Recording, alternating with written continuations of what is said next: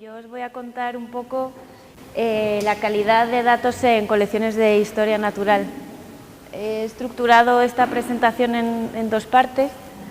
La primera va a ser un poco más teórica, basada en los principios de calidad de datos publicados por Arthur Chapman, y la segunda parte va a ser, os voy a intentar explicar o contar lo que hacemos desde GBIF España para contribuir a la mejora de la calidad de datos de biodiversidad.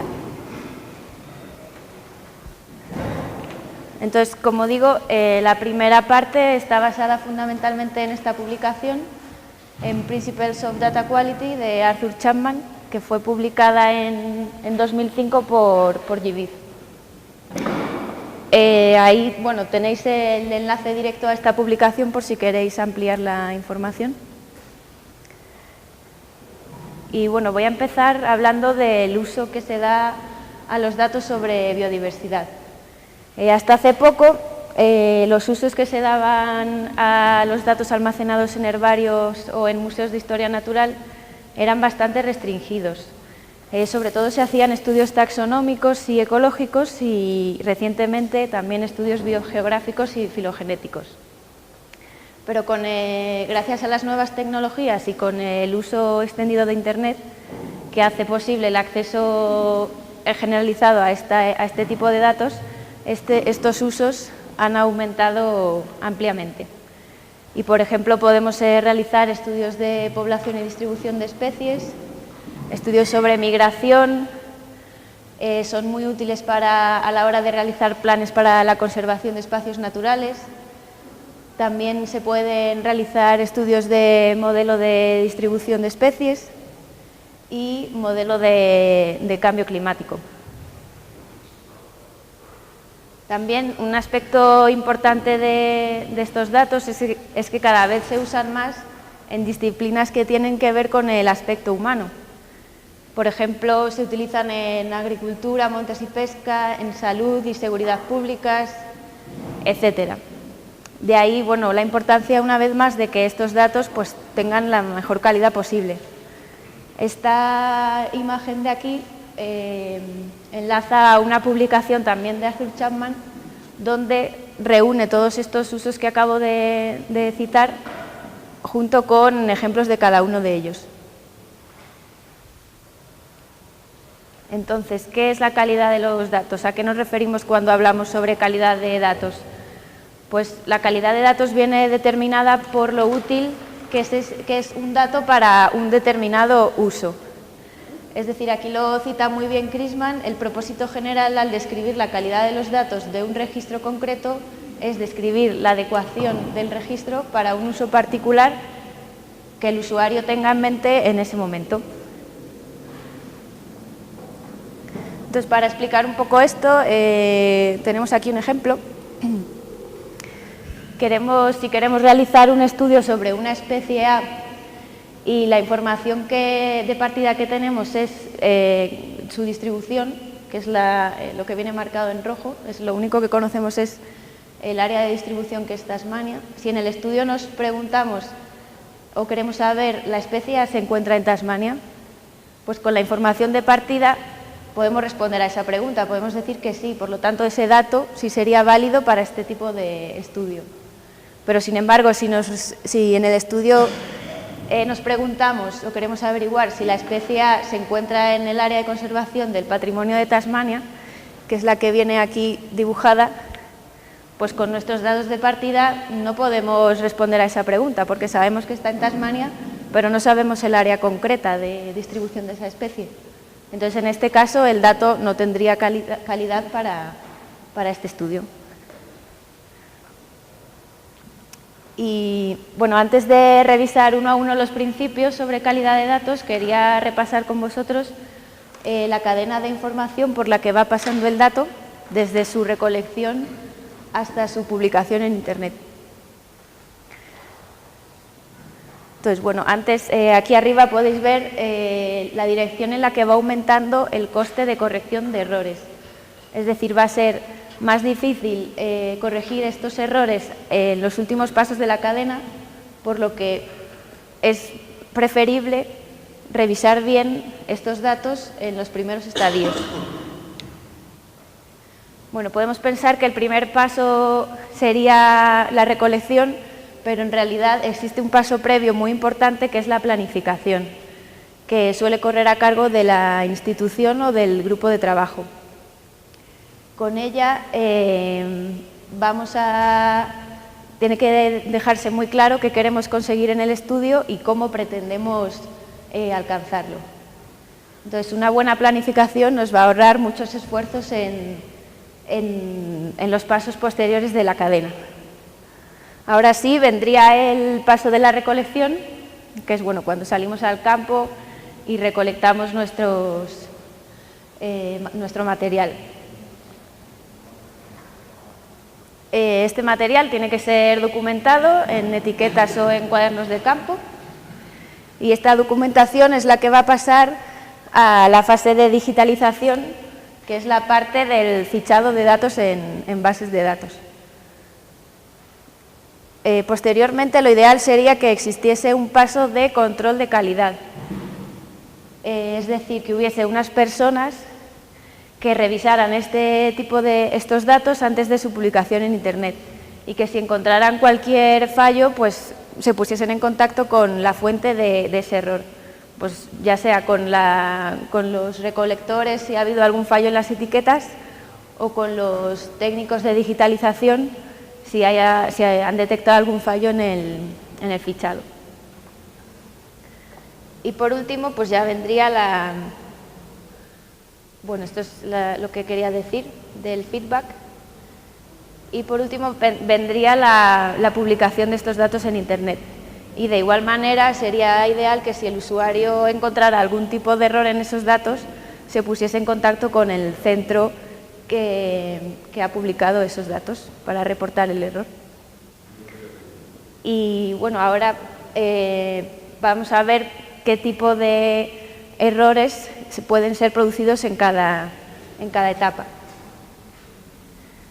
Pues en la planificación, ¿qué puede pasar? Pues que no exista, que antes de realizar el estudio no exista ninguna planificación previa y, por ejemplo, el grupo de trabajo, pues cada uno recoja los datos de una manera, apunte las coordenadas de una manera, etcétera.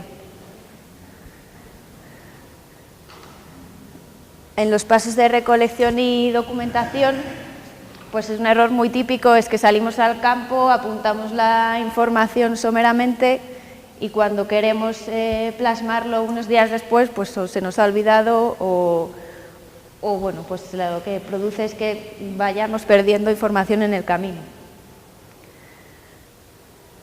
En el paso de digitalización hay varias posibles causas de error. Desde, el responsable de la digitalización ya no es el recolector, entonces ahí pues ya puede haber una mala interpretación de los datos. El personal a cargo del fichado puede no tener experiencia o puede no tener formación suficiente en el tema y puede también equivocarse. Puede que la base de datos no sea la mejor o puede que todo esté perfecto, tengamos una base de datos súper buena, pero no tengamos un sistema de copias de seguridad, suceda algo y perdamos todo. Y en el paso de publicación a Internet, pues antes de la publicación tiene que haber un paso previo de exportación. Y entonces pueden otra vez cometerse errores en esa exportación, puede haber errores en la conversión de coordenadas, por ejemplo, o si no subimos los metadatos de la colección, pues el usuario puede hacer un uso incorrecto de ellos. Entonces, ahora sí, vamos a meternos con los principios en sí, que están basados en dos premisas. Prevenir es mejor que curar y además es mucho más barato, que es lo que os decía antes, que corregir el error en los pasos últimos de la cadena va a costar muchísimos más esfuerzos que si dedicamos tiempo a prevenirlos en los primeros pasos, y detectar las causas del error nos ayudará a prevenirlas. Pues eso, no basta con corregirlos, sino hacer algo para que no se vuelvan a cometer en el futuro. Bueno, empezamos con el principio de exactitud, que es que pues el dato debe ser lo más cercano al valor real posible. Son cosas también un poco de lógica. El principio de consistencia pues es que los datos deben de ser presentados siempre de la misma manera y se tienen que mantener en el tiempo de una forma clara, consistente y sin ambigüedad. Hay dos tipos de consistencia. La consistencia semántica, que es la información que se almacena, y la consistencia estructural, que es la forma en la que se almacena. Bueno, para ver esto tenemos aquí un ejemplo. En la primera tabla, aquí, veis que el campo infraespecie contiene información de diversa naturaleza. Por un lado, en el primer caso, arriba, contiene el nombre de la infraespecie, pero también contiene el rango infraespecífico, con lo cual sería una inconsistencia semántica. Pero también sería consistencia estructural, puesto que faltaría un campo específico para albergar el rango infraespecífico en sí. Entonces, en la segunda tabla veis cómo lo solucionaríamos, creando dos campos, uno para la infraespecie, el nombre de la infraespecie, y otro para el rango infraespecífico. El principio de depuración, pues es que, eso, si detectamos algún error en los datos, hay que eliminarlo. No podemos tener una base de datos con datos incorrectos o inconsistentes. El principio de efectividad pues hace referencia a que tampoco podemos marcarnos unos objetivos demasiado ambiciosos. Pues si queremos, por ejemplo, georreferenciar una base de datos de muchos registros a posteriori, pues a lo mejor vamos a tardar demasiado tiempo y va a ser ineficaz. Y también debe ser de una manera eficiente, es decir, hay que producir los máximos resultados con los mínimos recursos. Pues siguiendo con el ejemplo de la georreferenciación, si queremos georreferenciar una serie de registros, lo mejor será que organicemos por localidad y de una georreferenciemos los registros que tienen la misma localidad. Bueno, como digo, son cosas un poco lógicas. El principio de accesibilidad es cómo de accesibles son nuestros datos para el usuario. Y el principio de transparencia es que debemos hacer también públicos no solo los datos, sino los procedimientos y la documentación para el manejo de la colección, los análisis que hemos realizado, los informes y las actualizaciones. Por ejemplo, conocer los métodos que han sido georreferenciados. Y el principio de actualidad de los datos, pues eso, igual si publicamos nuestros datos en Internet, en esa página debería haber una información que nos diga cuándo fueron actualizados por última vez estos datos y con qué frecuencia se suelen actualizar pues, el juego de datos en concreto.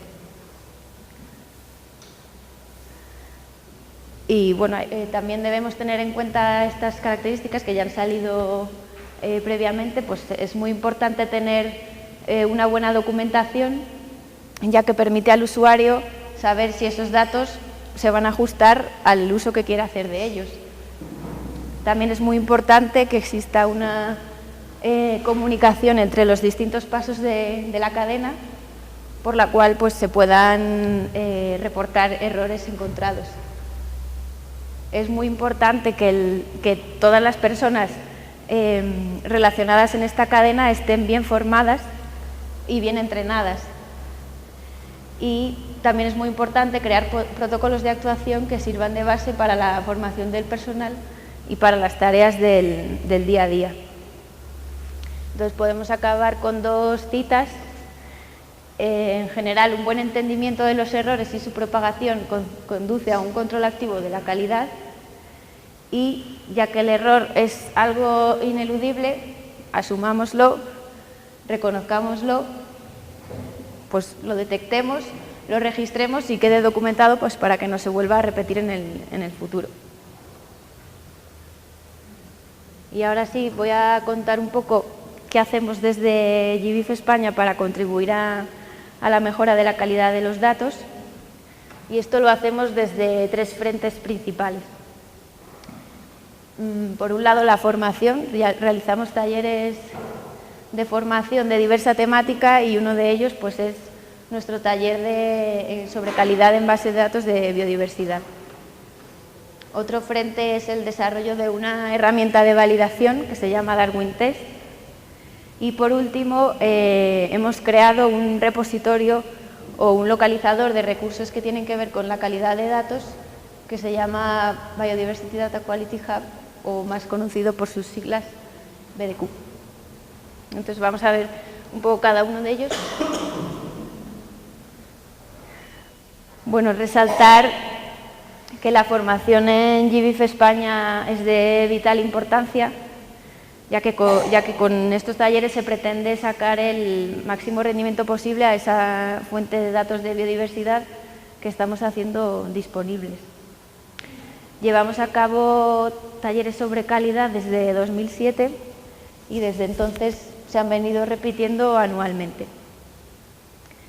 Al principio eran talleres presenciales, que se llamaban así, sobre calidad en bases de datos de biodiversidad. Y bueno, y después de cada taller se ponían disponibles para todo el mundo todos los materiales del curso, tanto vídeos de las sesiones, presentaciones, ejercicios, etcétera. Entonces, como teníamos todo ese material, nos planteamos adaptar este taller al contexto o al formato en línea. De hecho, fue el primer taller que realizamos dentro de nuestra plataforma e-learning, con bastantes buenos resultados, por cierto. Y bueno, también el objetivo era pues, llegar a la mayor cantidad de gente posible y, por ejemplo, a gente o alumnos interesados de Latinoamérica. De hecho, entre vosotros ya me consta que hay usuarios de nuestra plataforma de e-learning. Entonces, bueno, aquí es para que os hagáis una idea de cómo son nuestras instalaciones. Esta es nuestra aula de informática donde realizamos todos nuestros talleres. Abajo tenéis el enlace a uno de nuestros talleres de calidad presencial. Y como os he dicho, pues los vídeos de las sesiones teóricas también están disponibles tanto en nuestra página web como en la Cienciateca del CSIC, del Consejo Superior de Investigaciones Científicas, donde se pueden ver estos vídeos con bastante buena calidad. Y bueno, la formación en línea, pues empezamos en 2010 a realizar talleres de forma online y desde entonces han sido 6 los talleres realizados. Hemos capacitado a unas 130 personas de más o menos 16 países y bueno, esta plataforma se estructura en 2 componentes: atutor, que está solamente abierto cuando hay algún curso en marcha, es solamente para la realización de talleres y bueno, ahí podéis ver un poco la pinta que tiene cuando hay algún curso abierto. ¿Vale? Para algunos de vosotros ya será familiar esto. Y por otro lado, a Content, que es el repositorio permanente de materiales, es decir, cuando un curso finaliza, todos los contenidos pasan a estar disponibles en esta plataforma para el uso de cualquiera que esté interesado. Entonces hay diferentes posibilidades de descarga de los cursos y yo quería resaltar que se puede descargar el curso en sí en formato SCORM, que es un formato zip que te permite visualizar todos los cursos el curso de manera ordenada sin necesidad de tener conexión a Internet. Simplemente necesitas un navegador. Y esta es la pinta que tendría el curso una vez descargado en tu equipo. ¿Vale? En la documentación en el USB, el único material que hay dentro es el mío. Y os he metido, aparte de la presentación, pues el paquete SCORM del último taller de calidad que realizamos. Y eso sobre la formación. Sobre Darwin Test, Decir que es una herramienta informática basada en MS Access, funciona con Windows, es una herramienta en constante desarrollo, tiene un interfaz gráfico de fácil manejo que además ha sido actualizado hace poco y sirve para la validación y chequeo de los datos en formato Darwin Core, que es el formato que utiliza GBIF para la publicación de datos de biodiversidad en Internet, como bien se ha visto a lo largo de este taller. Darwin Test posibilita la detección de errores de varios tipos, como son errores de omisión, errores tipográficos, errores de convención y errores de congruencia. Y además permite corregirlos de una manera sencilla a través de los propios formularios de validación. Entonces voy a ir repasando una a una las características más importantes de Darwin Test y luego si tenéis dudas pues lo hablamos. Una vez más, Darwin Test sirve para validar y chequear las tablas en formato Darwin Core.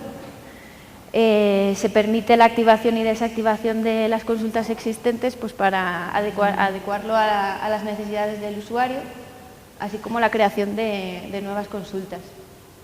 Permite corregir los datos detectados y integrarlos en nuestra tabla origen o almacenarlos en una tabla intermedia, según las necesidades que tengamos. Permite la importación y exportación de archivos con formato Darwin Core Archive.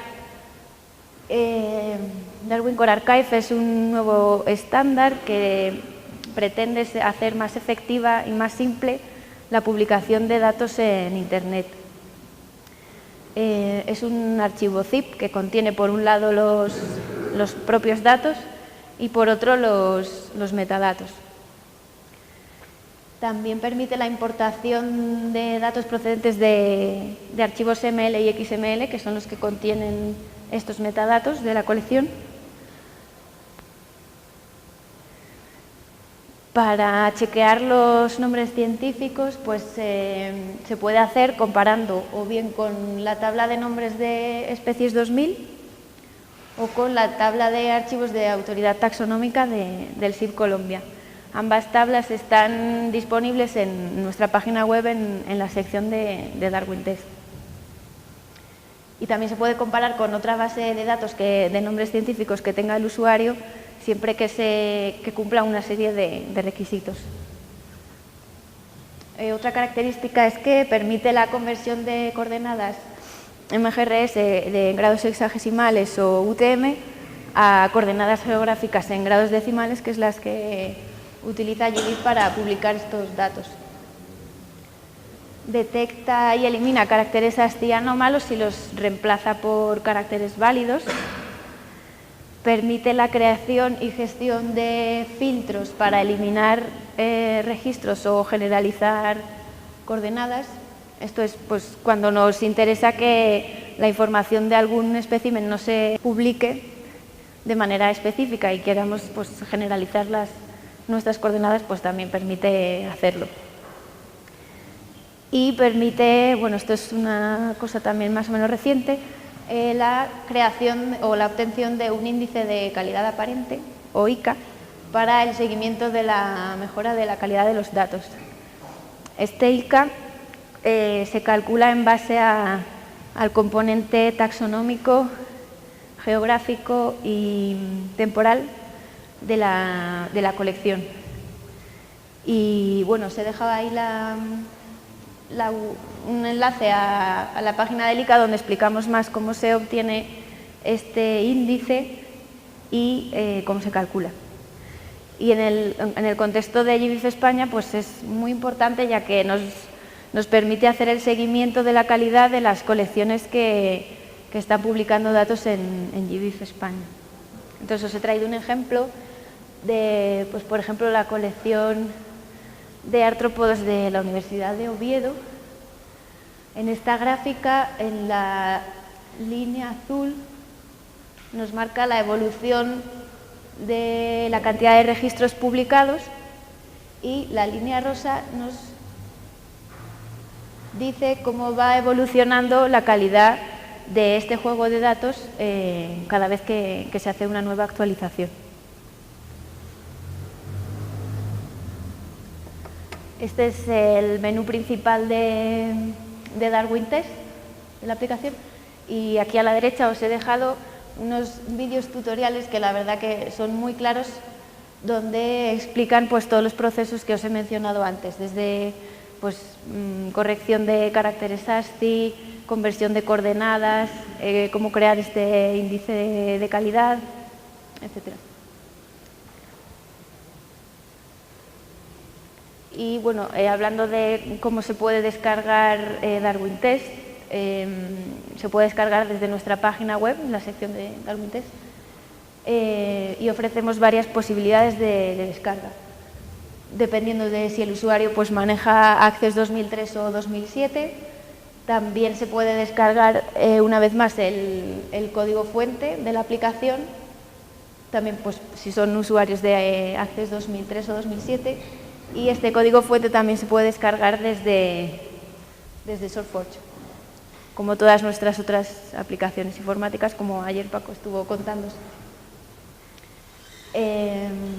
Bueno, tiene una licencia Creative Commons. La última versión fue de julio de 2012 y también existe un manual de usuario para esta versión. Y por último, nuestro BDQ, o localizador de recursos relacionados con la calidad de los datos de biodiversidad.